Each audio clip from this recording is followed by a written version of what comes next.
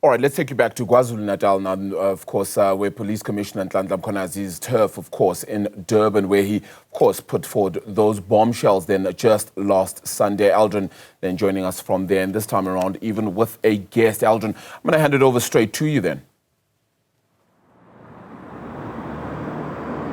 Thank you so much. And you remember during the press briefing, Arabile, the Lieutenant General, Provincial Commissioner of KwaZulu-Natal said that he's willing to die for this badge and to defend this badge. This is now the South African Police Service badge, and coming to you live now from outside the headquarters of the provincial headquarters of the KwaZulu-Natal Police here in this province. And speaking about KwaZulu-Natal, we have Sanko KwaZulu-Natal joining us this morning. Nomcebo Msomi is the spokesperson for Sanko. On Tuesday, you guys issued a statement saying that you know that the president is capable of dealing with the situation, and now there's a statement out that the president will be addressing the nation on Sunday. What are your expectations? Good morning. Morning to the viewers, morning Sampia, and thank you for inviting us as Sanko. But firstly, I think we need to put the nation into confidence and just remind them of our history. That after 1994, the South African Police Service had to go major restructuring transformation to ensure that they put away or they try to annihilate the apartheid practices to bring more constitutional, more democratic police models.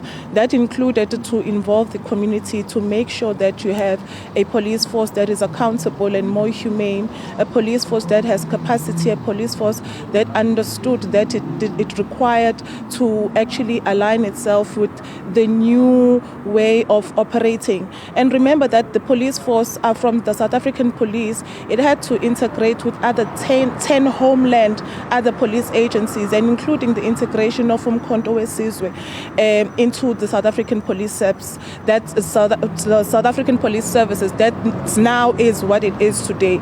So remember that it is important for us to first remember that as Sanko, we were very clear in our statement that we are an organization that will first also stand with the people, but also stand with the police, because members of the police, the women in blue, are members of the community. And it's important for us not to run away or try to put into disrepute the police institution, because they are what protects us in our community. Yeah. So it's important just for us to make that quite clear that as Sanko, we stand with the police because they are the pillar of our communities, and anything that will discredit the police service would actually run the country into chaos. Yeah. Yes. Yeah. Speak to us about what you expect from the president, since you've said that you believe that he's capable of dealing with this. The president honestly does have the authority to instruct the SIU to run an investigation, because look, what the Lieutenant General came out in that press briefing was to make allegations against the Minister of Police and his team, the judiciary, members of the South African Police Service itself. So as a public, as a citizen, of course, in particular in KZN, we are wondering who is credible enough to run this investigation. Who is it that we can say that can be able to do a fair process in it? It's either the president establishes a task team by the SIU to run a fair investigation for public transparency, or even an independent inquiry.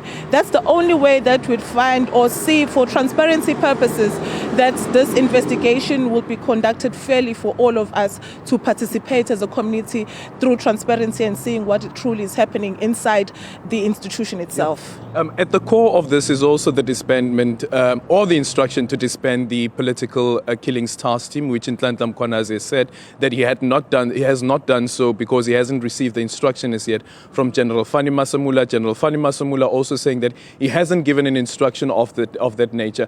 But Senzo Mchunu actually comes from KwaZulu-Natal as well, so he would know about political killings and the history around political killings in this province. What then do you make of how this entire situation has been handled, and also that decision, if it came from the minister, to disband the political task team? Look, I will not venture too much into the technical procedures because I've never been a police person, nor have been a constable that has even driven a police van, nor have been promoted or gone to a police academy. But I do understand that each and every institution will have its own hierarchy, its way of reporting, and I believe that those who are inclined to that will also have to look at the technical aspect. But regardless whether people also speak about the platform, whether it was correct or not, to us it's neither here nor there. To us it's more about the content and the context of the message that he was sending, and that was the intricate systemic corruption that exists in our country. And we can also appreciate and acknowledge that there is friction within the South African police police services that the Lieutenant General has been able to actually allude on, but also there is a clash between the executive authority and government that we feel through history we've seen from the previous administrations also playing into the current administration as to what we expect from the president to do. Look, you speak about Minister Mchunu, our police minister. He comes from KZN. He has a large constituency, as I think we've noted before in the previous conferences of the ANC. He's been one of our favored candidates. A person. 2017, he nearly became the Secretary General of the ANC. Yes, of course. That's part of the politics. He has a large constituency, and he has a large followership in KZN and even the country. I will say that the ANC currently is in quite a vulnerable position. That's why I even advise the ANC that through its proper channel, they should avoid making reckless statements, because these reckless statements would actually force the public to choose between the police institution and the leadership, which the ANC cannot actually afford at this moment. But however, even though the politics or the current conditions are prevailing, are actually saying that the ANC is in a vulnerable position, we must also further acknowledge that Minister Mchunu or Comrade Senzo Mchunu has a responsibility to exonerate himself. Even though we've had one side of the story, we are still waiting for the other side of the story, and I'm hoping that the family meeting that the president will be conducting on Sunday will actually usher and give us a way forward. Well, certainly. Thank you so much for your time.